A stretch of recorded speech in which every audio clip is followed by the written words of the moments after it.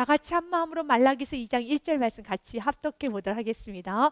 너희 제사장들아 이제 너희에게 이같이 명령하노라. 아멘. 사랑하는 여러분, 말라기 선지자는 이스라엘 백성들 안에 있는 제사장들에게 무서운 책망의 말씀을 하나님으로부터 들었던 그 메시지를 그대로 전하고 있습니다. 하나님은 우리들에게 축복도 하시지만 우리가 그런 길을 갈 때 하나님은 책망하십니다. 오늘 무서운 책망이라는 것입니다. 그런데 제사장들이 하나님께 이런 책망을 받을 수밖에 없었던 이유는 제사장들이 해야 되는 일이 무엇입니까? 온 이스라엘 백성들이 하나님 앞에 예배를 온전히 올려드릴 수 있도록 귀중한 통로가 되어야 되는데 제사장들이 너무 타락했습니다. 온전히 하나님께 예배를 집도하면서 예배를 올려드리는 그런 통로가 되어야 되는 제사장들이 지금 너무 불의하게 행하고 있습니다. 그래서 하나님께서는 오늘 너무너무 심각한 말로 조절합니다. 내가 너의 얼굴에 똥을 바르겠다는 말씀합니다. 세상에 이런 말씀이 있어요? 맞습니다. 있습니다. 하나님의 분노가 있습니다. 지금 하나님께서는 무척 노하시고 계십니다. 그래서 이렇게 말씀하시는 거예요. 제사장들아, 내가 너희들의 얼굴에다가 똥을 바르겠다라고 말합니다. 이건 굉장한 하나님의 표현으로서는, 사랑의 하나님께서 하시는 표현으로서는 너무 무섭고, 여러분 너무나도 여러분 참으로 저주스러운 표현일 수밖에 없습니다. 그런데 이 부분에 대해서 우리가 설마가 아닙니다. 예배를 멸시하게 되면 하나님이 가장 싫어하는 것입니다. 여러분 인생 가운데 예배를 방해하면 안 되는 겁니다. 예배를 멸시하면 안 되는 겁니다. 오늘 본문의 말씀에 보면은 너희 제사장들아 이제 너희에게 이같이 명령하노라 라고 말씀을 하시면서 2절 말씀에 보면 이렇게 말합니다. 같이 읽겠습니다. 만군의 여호와가 이르노라 너희가 만일 듣지 아니하며 마음에 두지 아니하여 내 이름을 영화롭게 하지 아니하며 내가 너희에게 저주를 내려 너희의 복을 저주하리라. 내가 이미 저주하였나니 이는 너희가 그것을 마음에 두지 아니하였습니다. 아멘. 주님께서 오늘 말합니다. 내가 너에게 복을 주었는데 그 복을 다시 바꿔서 저주하시겠다고 합니다. 왜 저주하십니까? 오늘 상반절 말씀 보면 이렇게 되어 있지요. 너희가 만일 듣지 아니하며 마음에 두지 아니하며 내 이름을 영화롭게 하지 아니하며 내가 저주를 내리겠다라고 말씀하시면서 또한 내가 이미 저주하였으니 너희가 그것을 마음에 두지 아니했을 때, 결국 우리가 돌이키지 아니했을 때 우리 하나님께서 무조건적으로 우리를 저주하지 않습니다. 먼저 경고하십니다. 말씀으로 경고하시고요, 또 권면하시고 또 환경을 통해서 메시지를 줍니다. 그럼에도 불구하고 끝까지 고집을 부리고 끝까지 주님 앞에 엎드려지지 아니한다면 하나님 말씀합니다. 저주하시겠다고 말하고 있습니다. 그래서 잠언 13장 13절 말씀에 보면은 말씀을 멸시하는 자는 자기에게 패망을 이루고 계명을 두려워하는 자는 사랑을 받느니라 라고 그랬습니다. 여러분 인생에 복 있는 인생 되기 원하십니까? 상 받는 인생이 되기 원하십니까? 그렇다면 말씀을 두렵고 떨림으로 여러분 지켜나가시길 바라겠습니다. 하나님께 싫어하시는 그리스도인들, 오늘 본문의 말씀은 믿지 않은 사람들에게 하는 말씀이 아닙니다. 믿는 저와 여러분들에게 제사장들 하고 있습니다. 우리도 지금 제사장들이죠. 베드로전서 말씀에 보면은 여러분 너희는 왕같은 제사장이란 말씀합니다. 2장 9절 말씀에 그러나 너희는 택하신 족속이요 왕같은 제사장들이요 거룩한 나라요 그의 소유가 된 백성이니 이는 너희를 어두운 데서 불러내어 그의 기이한 빛에 들어가게 하신 이의 아름다운 덕을 선포하게 하려 하심이라. 아멘. 너희는 택한 족속이고 또한 주님 말합니다. 왕같은 제사장이라고 말합니다. 우린 제사장들이에요. 제사장이 해야 되는 일은 한 가지입니다. 바로 레위 지파가 했던 것은 이스라엘 백성들이 하나님께 나오는 데 있어서 하나님께 나오며 또한 그들이 예물을 가지고 나올 때, 또 그들이 뭔가 아픈 심령을 가지고 나오며 문제를 가지고 나올 때 그 모든 것을 가지고 레위 지파가 제사장이 하나님께 올려드리고 난 후에 하나님이 주실 축복을 그들 통로가 돼서 그들 축복하는 것이 바로 제사장들이 해야 되는 일입니다. 바로 저와 여러분이 해야 되는 게 바로 이 제사장의 일이라는 것입니다. 너희들은 왕같은 제사장이다 라고 말씀하시면서 세상에 아픈 사람들이 참 많습니다. 용서받아야 될 사람도 많습니다. 그리고 힘든 사람도 너무 많습니다. 그런 모든 분들을 다 예수님께로 이끌어 오셔야 되는 것입니다. 그리고 예수님의 사랑을 전하고 예수님의 메시지를 전하며 예수님의 축복을 전해야 되는 우리는 무엇? 복음의 통로, 축복의 통로가 되는 역할을 해야 되는 것입니다. 통로에 있어서 가장 중요한 건 뭘까요? 여러분, 관에 있어서 가장 중요한 건 뭘까요? 관은 막힌 게 없어야 돼요. 관은 여러분 깨끗해야 되는 겁니다. 그런데 우리가 제사장인 내가 하나님과의 관계에서 막혀 있다라면 자녀에게 축복이 임하지 않습니다. 여러분, 내가 하나님과의 관계가 막혀 있으면 사업적인 축복이 임하지 않습니다. 우리 그리스도인들 하나님과의 관계가 막혀 있으면 세상을 축복받을 수가 없습니다. 하나님은 오늘도 세상을 축복하시기 원합니다. 그런데 그 축복을 하나님은 그리스도인들 통하여서 축복하기 원합니다. 오늘 2장 8절 말씀, 베드로전서 2장 9절 말씀처럼요, 너희는 왕같은 제사장들이라 라고 말씀하시면서 그의 소유가 된 백성이니 이는 너희를 어두운 데서 불러내어서 우리를 먼저 구원하셨고요, 그의 기이한 빛에 들어가게 하신 이의 아름다운 덕을 선포하게 하려 하십니다. 아멘. 그의 기이한 빛에 들어가게 하신 이가 누구입니까? 아주 놀라운 빛에 들어갈 수 있도록 우리를 인도해 주시는 분이 계시죠. 누구십니까? 예수 그리스도죠. 우리는 어둠의 나라에 있었죠. 근데 저 하늘의 나라로, 저 평화의 나라로, 저 소망의 나라로 우리를 이끄시는 분은 예수 그리스도죠. 그렇기 때문에 그의 기이한 빛에 들어가게 하신 이 예수 그리스도의 아름다운 덕, 복음을 선포하게 하라 하십니다. 우리가 해야 되는 일은 복음을 전하는 것입니다. 근데 복음을 전해야 되는, 축복을 전해야 되고 예수 그리스도를 전해야 되는 우리들의 하나님과의 관계가 막혀 있다라면 오늘 제사장들처럼 음란하고 욕심스럽고 세상적이고 정욕적이다라면 하나님은 오늘 많이 책망하십니다. 하나님께서 오늘 말씀하시는 것입니다. 책망하십니다. 그런데 오늘 말씀 책망으로 끝나는 것이 아니라 저주로 마치고 있습니다. 그렇다면 지금까지 참으로 많이 수도 없이 했던 책망을 그들이 못했다는 것입니까? 무시했다는 겁니다. 그 마음을 두지 않았다는 것이에요. 그래서 2절 말씀에 그들이 뭐라고 합니까? 하나님께서는 왜 그들을 저주하시겠다고 하셨습니까? 내가 너에게 저주를 내리는데 그 이유는 너희들이, 내가 이미 너에게 저주했으나 너희가 마음에 두지 아니하였기 때문에 내가 너희들을 저주한다는 말을 합니다. 맞습니다. 우리가 하나님의 말씀을 마음에 두지 아니할 때 우리 주 말씀합니다. 난 너를 저주하겠다는 거예요. 그래서 잠언 13절 말씀처럼요, 말씀을 멸시하는 자는 자기에게 패망을 이루나 계명을 두렵고 떨림으로 하나님의 말씀을 진중히 여기는 자는 상을 받느니라. 아멘. 상 받으셔야죠. 우리 이 땅에서 복의 통로가 되지 않겠습니까? 그러면 도대체 어떤 죄를 그들이 지었었을까요? 말라기서 1장 13절 말씀에 보면 그들의 제사를 멸시하고 하나님 앞에 드릴 예배를 멸시했던 많은 많은 사건들이 기록이 돼 있어요. 13절 말씀 보도록 하겠습니다. 만군의 여호와가 이르노라, 너희가 또 말하기를 이 일이 얼마나 번거로운가 하며 코웃음치고 훔친 물건과 저는 것과 병든 것을 가져왔느니라. 너희가 이같이 봉헌물을 가져오니 내가 그것을 너희 손에 받겠느냐? 이는 여호와의 말이니라. 그는 하나님께 흠 있는 것만, 병든 것만, 저는 것만, 도둑질한 것만, 이런 것을 가지고 지저분한 것을, 쓰다 남은 것을 가지고 주님 앞에 드렸어요. 그럴 때 이렇게 말합니다. 이런 것은 세상의 총독에도 가져다 그걸 받지 않아. 그런데 너희들은 나를 향해서 만군의 여호와라고 하면서 왕 중에 왕이라고 하면서 하나님을 이렇게 섬기느냐, 이것입니다.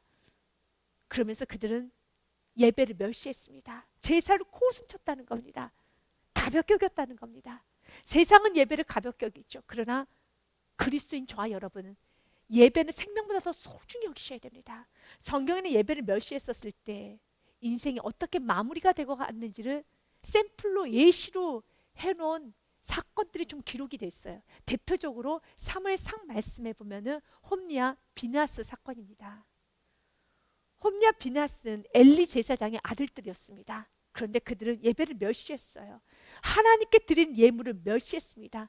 그러면서 그가 이렇게 말합니다. 홈리와 비느하스의 사환이었던, 몸종이었던 그 종이 홈리와 비느하스의 명령을 듣고 고기를 갖다 줍니다. 기름을 태우기 전에 제사장의 사환이 와서 제사 드리는 사람에게 이르기를 제사장에게 구워드릴 고기를 내라. 그가 내가 삶은 고기를 원하지 아니하고 날 것을 원하신다 하고 생고기로 구워 먹겠다는 거죠. 이미 삶아가지고 오면 너무 뻣뻣하다는 거죠.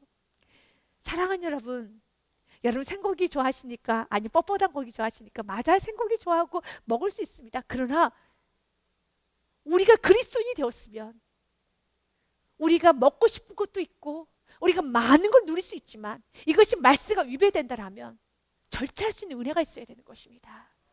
절제할 수 있는 은혜가 있어야 돼요. 이들은 말합니다. 나는 삶은 고기 싫어. 뻣뻣해. 생고기로 구워야지 맛있지. 날 것을 가져오라는 것입니다.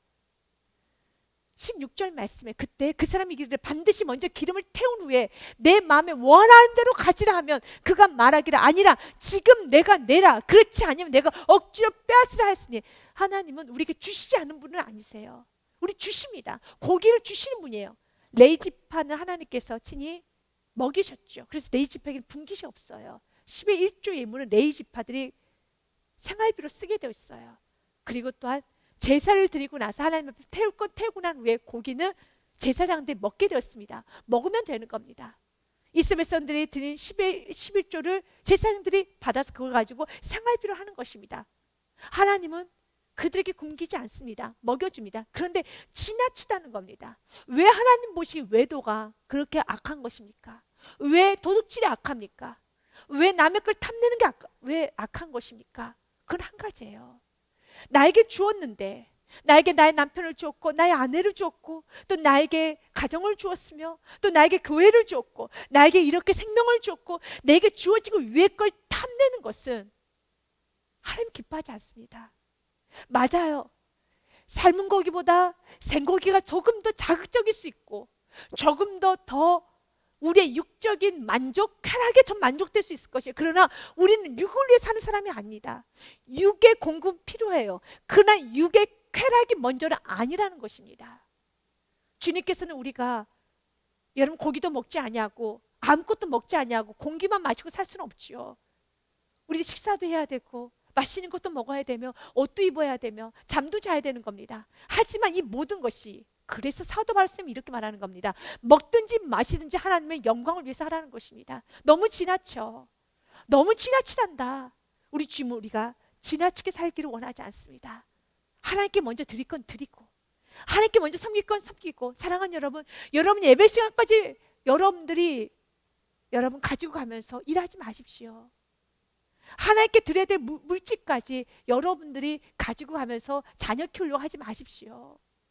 하나님께서 우리에게 이렇게 하루 24시간을 주지 않았습니까? 그런데 24시간 다 쓰고도 내가 일주일에 6일간 다 쓰고도 거룩한 주일까지를 내가 손을 댄다는 것은 그건 안 되는 것입니다. 이렇게 주님께 마음껏 누리는 또한 물질 어렵지만 그래도 공급받지 않습니까? 그런데 10의 1주일물까지 우리가 손을 댄다는 것은 조금은 돌아봐야 되겠죠. 또한 우리가 주님 앞에 우리가 드려야 될 시간들 각자 여러분 나름대로 주님 앞에 결단한 시간들이 있을 것입니다.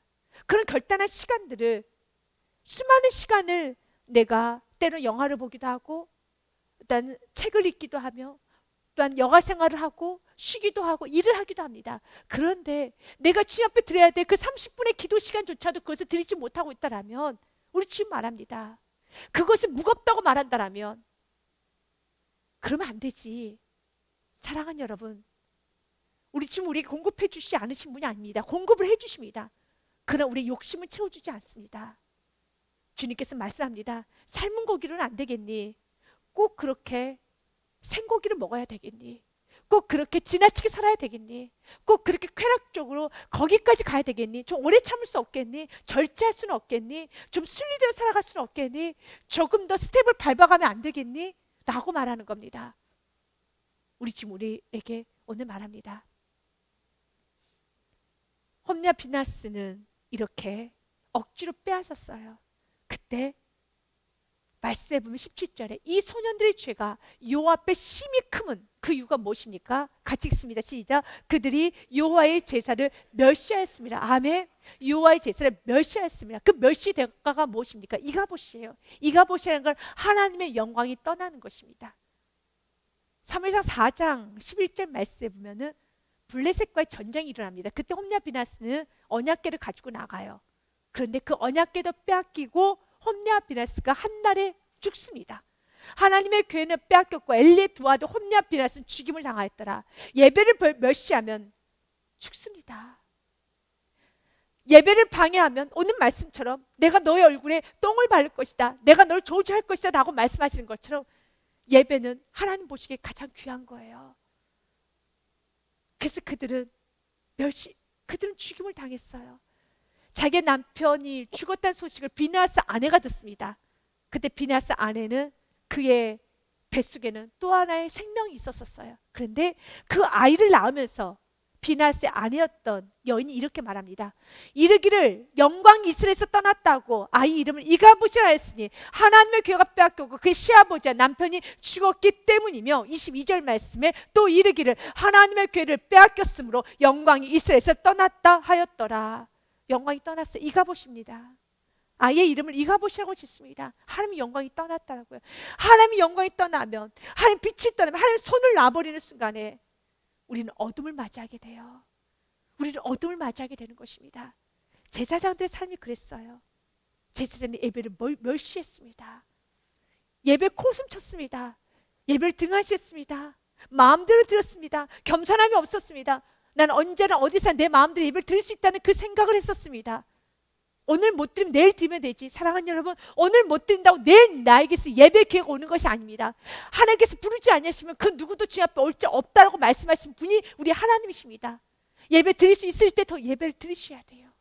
일단 주님께서 허락하시면 이것을 은혜로 생각하십시오. 귀하게 생각하시고 예배를 소중히 여기시길 바라겠습니다. 그리고 주님 앞에 엎드려 예배하는 것을, 기도하는 것을 가장 여러분 인생의 큰 기쁨으로 여기시기를 바랍니다.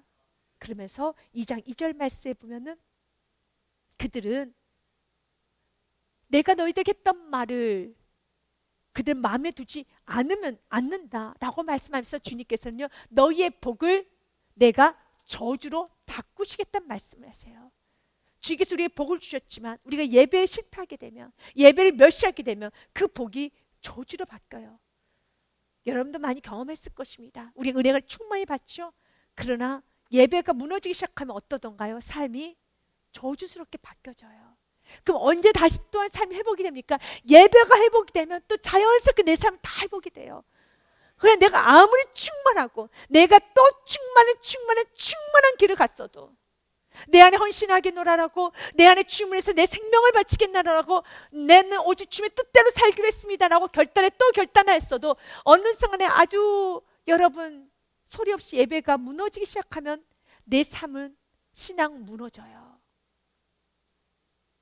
복이 저주로 바뀌어요. 복이 저주로 바뀌는 그 분기점은 예배의 성공이냐 실패예요. 사랑하는 여러분, 예배 드리십시오. 사무엘상 2장 30절 말씀에도 주님 우리에게 이렇게 말합니다. 그러므로 이스라엘 하나님 나 여호와가 말하노라, 내가 전에 내 집과 내 조상의 집이 내 앞에 영원히 행하려 하였으나, 이렇게 축복해 주기로 내가 약속을 하였으나 이제 나 여호와가 말하노니 결단코 그렇게 하지 아니하리라. 나를 존중히 여기는 자는 내가 존중히 여기고 나를 멸시하는 자를 내가 경멸하리라. 주님을 존중히 여기면 주님도 우리를 존중히 여기십니다. 우리가 주님을 존중히 여기는 방법은 예배입니다. 그러나 내가 주님을 멸시하면, 내가 예배를 코웃음치면, 내가 예배를 뒤로 하면 난 너를 경멸하리라. 그러면서 3절 말씀에 보면 지금 구체적으로 말합니다. 같이 읽습니다. 보라, 내가 너희 자손을 꾸짖을 것이요 똥 곧 너희 절기에 희생의 똥을 너희 얼굴에 바를 것이라. 너희가 그것과 함께 제하여 버림을 당하리라. 아멘. 여기서 똥이라는 것은, 희생의 똥이라는 것은 제사장들에게 희생의 제물을 이제 백성들이 가지고 옵니다. 양이나 소를 가지고 와요. 하나님께 드리기 전에 똥 처리를 하는 겁니다. 덩 처리를 하는 거예요. 그리고 또 다 하고 난 다음에도 이렇게 배설물 처리를 해야 되는 것입니다. 예배 과정이며 예배 또 마침이기도 합니다. 그런데 하나님 말합니다. 그 희생의 똥을 너희 얼굴에 바르겠다는 것은 예배를 드렸는데 하나님께서 그 예배를 받지 않으시겠다는 말씀인 것이고, 하나님께서 그 표현을 난 너의 예배를 받지 않아 라고 표현하지 않으시고, 난 너의 예배를 받지 않을 뿐 아니라 너가 드렸던 그 예배만큼 난 널 저주하겠다는 거죠. 그래서 그 표현은 뭘로 표현합니까? 똥으로 표현한다는 겁니다. 예배 횟수가 참 중요한 것 같죠. 그러나 정말 내가 예배를 내 마음에 겸허한 마음으로 예배 드리면 주님 말합니다. 너희 예배 드릴 횟수만큼 희생의 똥으로 얼굴을 바르시겠다는 것입니다. 참 여러분 가슴 아픈 말씀이죠. 우리 하나님께서 우리 백성들을 얼마나 사랑하는지 몰라요. 근데 그 하나님께서 예배를 드리러 나왔어요. 예배를 드리러 나왔는데 하나님께서 이렇게 말씀하시는 거예요. 제사장들이 예배를 드리기 위해서 제물을 가지고 나왔는데 갑자기 하나님께서 똥을 얼굴에다 바르시는 거예요. 상상이라도 할 수 있겠습니까? 우리가 예배를 드리러 나왔는데 하나님께서 여러분 우리 예배 드리는 우리들 앞에 똥을 갖다 붓는 거예요. 나가라는 거죠. 오지 말라는 거죠. 너무 아픈 말씀이죠. 왜 그렇게 이렇게 됐습니까? 그들의 삶이 거짓되었기 때문에, 그들의 삶이 너무 올바르지 않기 때문에 그렇습니다. 제사장들은 그럼 어떻게 살아야 됩니까? 성경에서는 제사장이 살아야 되는 일에 대해서 성경은 말합니다. 8절서부터가 제사장들이 살아야 되는 일이라는 것입니다. 아니 5절서부터 7절까지가 제사장들이 이렇게 살아야 되는 겁니다. 좌여름에 살아야 되는 법칙이에요. 레위와 세운 나의 언약은 생명과 평강의 언약이라 내가 이것을 그에게 준 것은 그로 경외하게 하려 함이라. 그가 나를 경외하고 내 이름을 두려워하였으며. 아멘. 우리는 하나님을 경외하고 살아야 돼요. 하나님의 이름을 두렵고 떨림으로 섬겨야 되는 겁니다. 세상은 여호와를 향해서 아주 여러분 낮추게 말하죠. 우리는 그렇게 하면 안 되는 거예요. 주님을 경외해야 되는, 경외의 뜻이 무엇입니까? 하나님 말씀을 준행하는 겁니다. 아브라함이 이삭을 바쳤죠. 그때 하나님께서 뭐라고 말합니까? 이제야 너가 나를 경외하는 줄 아노라 라고 말씀하셨어요. 하나님 말씀 듣는 것이 전부가 아닙니다. 들으셨습니까? 살으셔야 돼요. 여러분 이 말씀을 잘 들으셨습니까? 삶 가운데 실천하셔야 돼요. 온라인 예배를 우리는 드리고 있습니다. 온라인 예배에서 우리는 여기서 멈춰줘서 안 되는 것입니다. 하나님 말씀에 우리가 모여서 힘쓰라고 되어 있습니다. 모여 예배들 힘써야 되는 것입니다. 우리는 지금 상황은 좋지가 않습니다. 그러나 우리의 말씀의 기준 분명하셔야 된다는 것입니다. 여러분들이 예배 초소에 달려올 수 있는 힘이 있어야 돼요. 여러분들이 그 예배를 사랑하고 교회를 사랑하는 힘이 있어야 되는 것입니다. 그래서 우리는 더 많이 기도해야 돼요. 여러분 얼마나 주일날 거룩한 주일날 모임이 많고 행사가 많습니까? 너무 많지 않습니까? 하나님 이 모임과 행사와 모든 내가 사업과 직장과 모든 관계를 맺는 데 있어서 주님 내가 이 모든 것을 내가 진두지휘할 만큼 나에게 능력을 주시옵소서. 우리에게 분명한 기준이 있죠. 주의를 거룩히 지키는 기준이 있죠. 그 기준이 있기 때문에 우리가 얼마나 능력받아야 되는 줄 아십니까? 실력이 얼마나 탁월해야 되는 줄 아십니까? 직장생활 하면서 수협에 오시는 거 결코 쉬운 거 아니에요. 근데 실력이 정말 탁월하다라면 내가 수예배를 좀 가야 되겠습니다 했을 때 실력이 탁월한 사람이 수예배 가겠다 하면은 배려를 해주겠죠. 그러나 실력도 없고 회사 안에서 아무것도 못하면 오히려 짐만 대면서 여러분 좋은 평판을 못 받고 있을 때 수예배다고 간다고 합니다. 회식은 회식대로 오지도 않습니다. 모임도 오지 않습니다. 그러면 정말 미워해요. 얼마나 우리가 능력을 받아야 되겠습니까? 얼마나 우리의 상품이 온유하고 아름다워야 되겠습니까? 얼마나 우리의 삶이 깨끗하고 정직해야 되겠습니까? 얼마나 우리의 삶이 실력이 있어야 되겠습니까? 사랑하는 여러분, 주님 말합니다. 주님의 이름을 경외하게 해야 되고 내 이름을 두려워해야 되며 더 나아가서 주님 우리에게 말합니다. 5절 말씀에 생명과 평화의 언약이 우리와 하나님 우리하고 맺으신 언약이에요. 하나님 우리에게 생명의 언약, 생명의 약속을 줬습니다. 오늘도 우리는 레위지파는 복을 전했던 것처럼 레위지파가 해야 되는 일은 생명을 전하는 일이에요. 이스라엘은 죄를 졌어요. 그러면 소와 양을 가지고 오죠. 그럼 레위지파들이 그 모든 걸 가지고 하나님께 드리는 일을 합니다. 그래서 그들에게 뭘 줍니까? 이스라엘 백성들에게 생명과 죄 사함의 통로가 되는 거죠. 바로 우리가 그 역할을 하는 거예요. 지금 우리 입술을 통해서 생명이 나가는 것입니다. 우리 입술 통해서 예수 그리스도가 전파된다는 것은 우리 입술 통해서 생명이 나가는 것입니다. 이것이 우리가 해야 되는 일이라는 겁니다. 또한 우리의 입술에서 평강이 외쳐져야 되는 겁니다. 우리가 가는 것마다 생명의 역사가 일어나야 되는 것이고 우리가 가는 것마다 평강의 역사가 일어나야 되겠습니다. 이 통로가 우리가 살아야 돼요. 얼마나 우리의 삶이 깨끗해져야 되는지, 우리의 삶이 정직해야 되는지 오늘 말씀을 통해서 깊고 넓게 깨달으셔야 됩니다. 6절 말씀도 같이 읽습니다. 그의 입에는 진리의 법이 있었고 그의 입술에는 불의함이 없었으며 그가 화평함과 정직함으로 나 동행하며 많은 사람 돌이켜 죄악에서 떠나게 하셨느니라. 아멘. 맞아요. 우리의 입에는 진리의 법이 있어야 돼요. 일단 우리의 입술에는 불의함이 없어야 되는 겁니다. 우리 그리스도인들 그렇게 살아야 됩니다. 그런데 이스라엘에서는 제사장들은 입술은 거짓말이 있었어요. 그래서 하나님 이렇게 말합니다. 에레미야 23장 말씀 16절과 17절 말씀에 보면 만군의 여호와께서 이같이 말씀하시되 너희에게 예언하는 선지자들의 말을 듣지 말아라. 하나님 말합니다. 선지자의 말을 들으라고 하는 것이 하나님의 원칙 아닙니까? 그런데 하나님 말하는 거예요. 저 선지자들 말 듣지 마. 그들은 너희에게 헛된 것을 가르치나니 그들이 말한 묵시는 자기 마음으로 말미암은 것이요 여호와의 입에서 나온 것이 아니니라. 그 당시에 그들이 그랬어요. 자기 마음대로 해석했습니다. 자기가 좋아하는 자신에게 유익이 되는 말씀은 집중하고 여러분 그 말씀만 전하고 어떤 말씀은 지나치고 여러분은 말씀을 내 마음대로 해석해서도 안 되고 말씀 내 편의대로 이용해서도 안 되고 신앙생활을 나 유익대로 해서는 안 되는 것입니다. 여러분 찬양에 보면은 다시 복음 앞에라는 찬양이 있습니다. 그 찬양의 가사에 보면 이런 부분이 있어요. 많은 이들 말하고 많은 이들 노래하지만 정작 가진 않는 길, 두려운 생각보다 많이 힘들고 험한 길보단 그저 말로만 가려기에 점점 멀어져만 가네. 내게 생명 주었던 길 점점 이용하려 하네.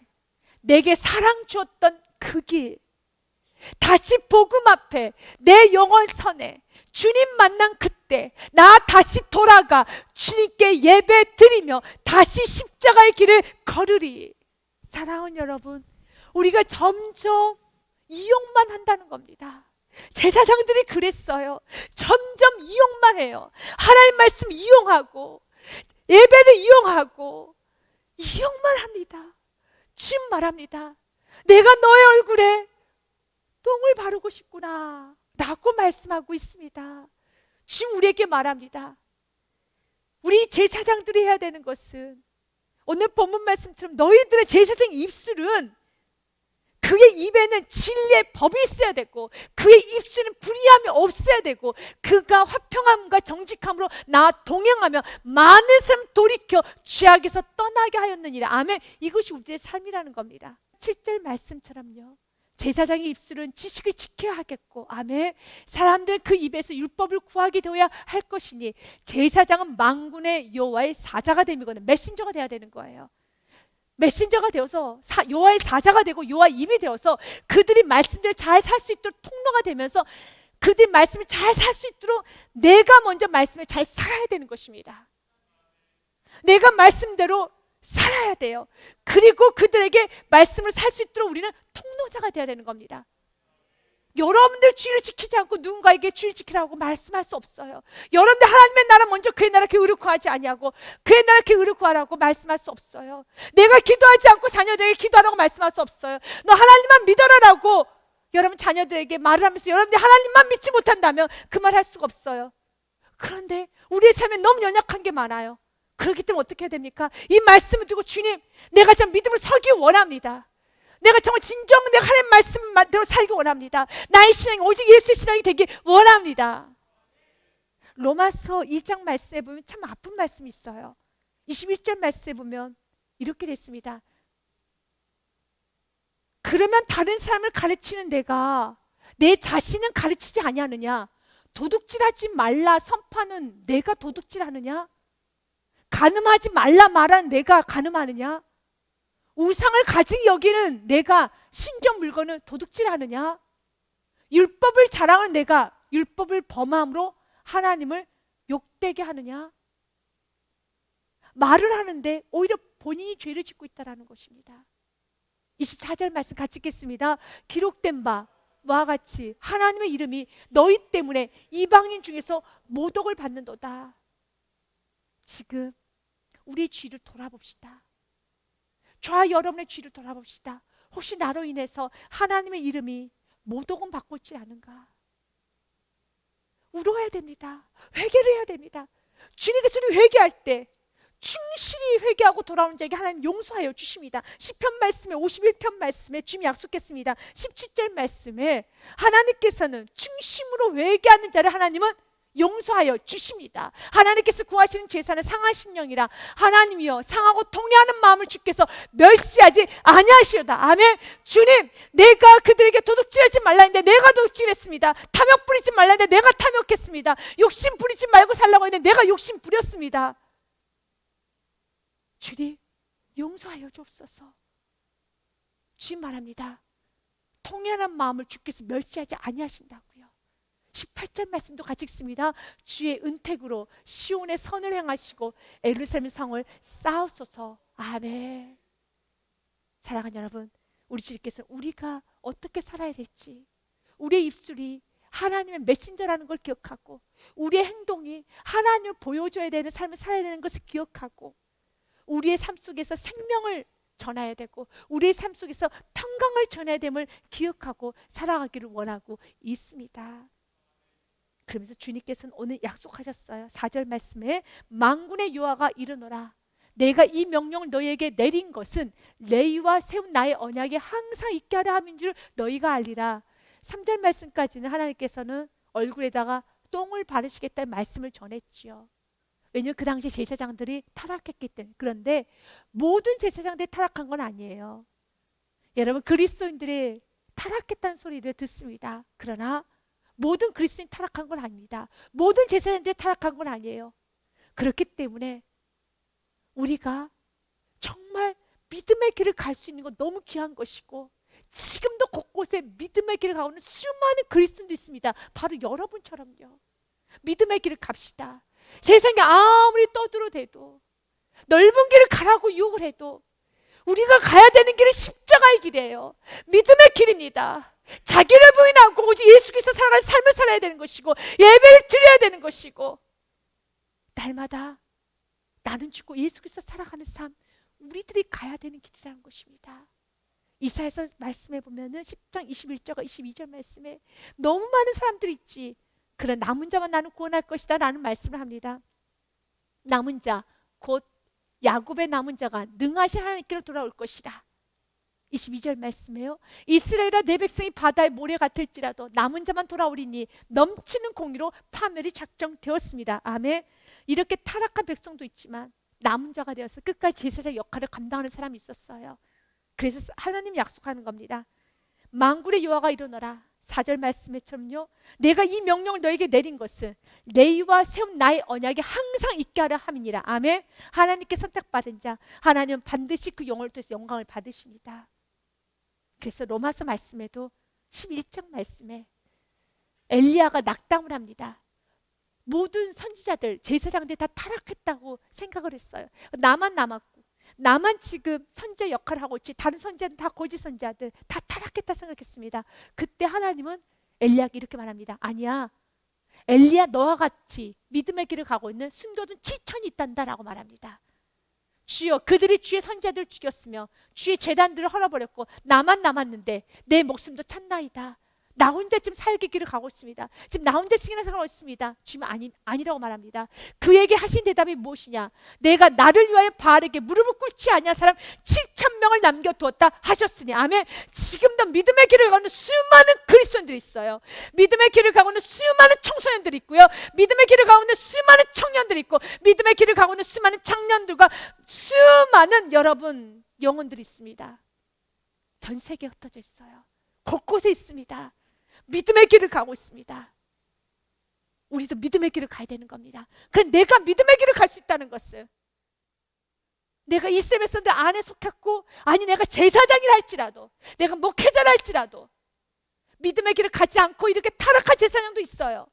타락한 그리스도인도 있습니다. 그러나 그가 제사장 목회자가 아니어도 그가 대단한 직분 없어도 하나님 말씀대로 순종을 살아가는 그리스도인들도 지금 순교든 7천 있다라는 것입니다. 이제는 우리가 제대로 살아야 될 때예요. 그러면 그 순교든 7천 순교 말합니다. 이것 또한도 우리의 힘은 아니었습니다. 하나님 베푸신 은혜였습니다. 그랬기 때문에 5절 말씀 같이 읽습니다. 그런즉 이와 같이 지금도 은혜로 택하심을 따라 남은 자가 있느니라. 아멘. 우리가 남은 자가 되었다라면, 끝까지 이기는 신앙이 되었다라면 은혜였다라는 것입니다. 그러면서 주님께서는 오늘 8절과 9절 말씀처럼요, 너희는 옳은 길에서 떠나 많은 사람을 율법에 거스르게 한도다. 왜 그렇게 사느냐? 왜 옳은 길 떠나? 너희들 해야 되는 것은 오히려 옳은 길을 떠났던 사람을 옳은 길을 돌아올 수 있도록 해야 되는, 통로가 되는 제사장 역할을 해야 되는데, 오히려 많은 사람을 율법에 거스르게 하는도다. 나 만군의 여호와가 이르노니 너희가 레위의 언약을 깨트렸느니라. 너희가 나와의 언약, 생명과 평화의 언약을 깨뜨렸고 내가 너에게 준 그 복음을 던져버렸고 너희는 사명을 못 감당했구나. 그러나 하나님은 그럼에도 불구하고 지금도 순교도 7,000명과 같은 제사장들, 순교도 7,000명과 같은 레위인들, 순교도 7,000명의 그리스도인들 통해서 하나님은 지금도 일하고 계십니다. 그런데 우리는 어떻게 살아야 합니까? 왕같은 제사장들은 많은 사람이 율법에서 거슬게 하는 것이 아니라 옳은 길로 돌아올 수 있도록 통로자가 되어야 되지 않겠습니까? 다니엘서의 말씀에 보면 그렇게 옳은 길로 돌아오게 하는 자를 성경 말합니다. 별처럼 빛나는 인생이라고요. 같이 읽습니다. 지혜 있는 자는 궁창의 빛과 같이 빛날 것이요 많은 사람을 옳은 대로 돌아오게 한 자는 별과 같이 영원토록 빛나리라. 아멘. 별처럼 영원토록 빛나는 인생은 많은 사람을 옳은 대로 돌아오게 하는 인생이 별처럼 빛나는 인생이라는 겁니다. 그럼 가장 여러분 지저분한 인생, 가장 어두운 인생, 쓴 쑥과 같은 인생이 어떤 인생일까요? 여러분 많은 사람들을 실족해 하는 인생이겠죠. 그래서 요한계시록 8장 말씀에 보면 재앙에 관한 말씀이 선포가 됩니다. 그때 세 번째 재앙에 관한 말씀은 어떤 말씀이냐면 별을 떨어뜨린다는 말씀이 있어요. 셋째 천사가 나팔을 부니 횃불같이 타는 큰 별이 하늘에서 떨어져 강들의 3분의 1과 여러 물샘에 떨어지니라고 했어요. 별의 상징이 무엇입니까? 다니엘서 말씀 읽었지만 별처럼 빛나는 것은 우리가 별처럼 빛과 소금 역할을 감당해야 되는 겁니다. 반짝반짝 빛나서 우리의 삶을 통해서 생명이신 예수 그리스도, 평강이신 예수 그리스도를 전파해야 되는 것이 바로 별처럼 빛나는 인생, 별과 같은 인생 아닙니까? 큰 별이었어요. 그런데 그 별이 하늘에서 떨어졌습니다. 왜 떨어졌습니까? 교만하니까요. 거짓되게 살았어요. 아무리 별이라 할지라도, 그가 아무리 제사장이라 할지라도, 오늘 말씀처럼 레위지파라 할지라도, 그가 목회자라 할지라도, 그가 신앙생활 30년, 40년, 50년 했다 할지라도, 그가 수많은 영적 체험을 했다 할지라도 교만하면 떨어져요. 근데 떨어져서 그만 끝나는 게 아니에요. 그가 떨어졌는데 이 별의 이름은 쓴쑥이라. 물의 3분의 1이 쓴쑥이 되매 그 물이 쓴 물이 되므로 많은 사람이 죽더라.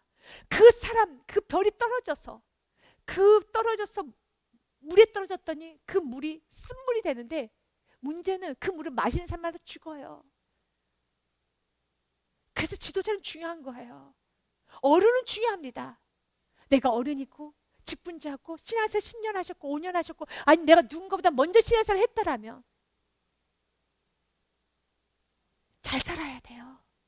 그렇지 않으면 나로 인해서 오늘 말씀처럼요, 그 별이 떨어져서 혼자 떨어져서 끝나면 참 좋으련만 그 떨어지는데 그 떨어지는 그곳에 쓴 물이 돼버려서 왜 또 그 물을 마십니까? 사람들이 마셔요. 그래서 죽어요.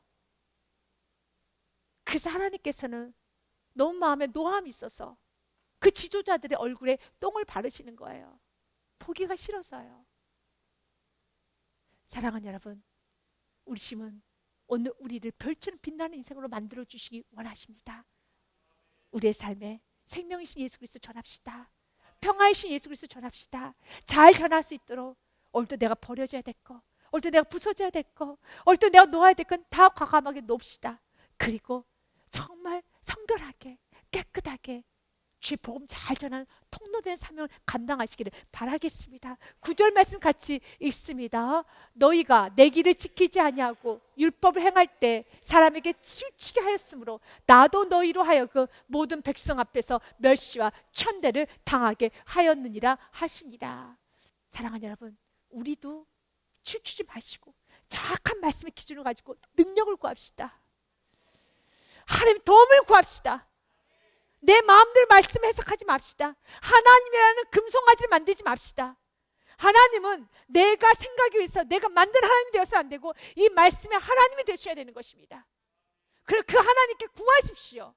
그 하나님께 회개하십시오. 그 하나님께 도움을 청하십시오. 지금 오늘도 우리에게 말합니다.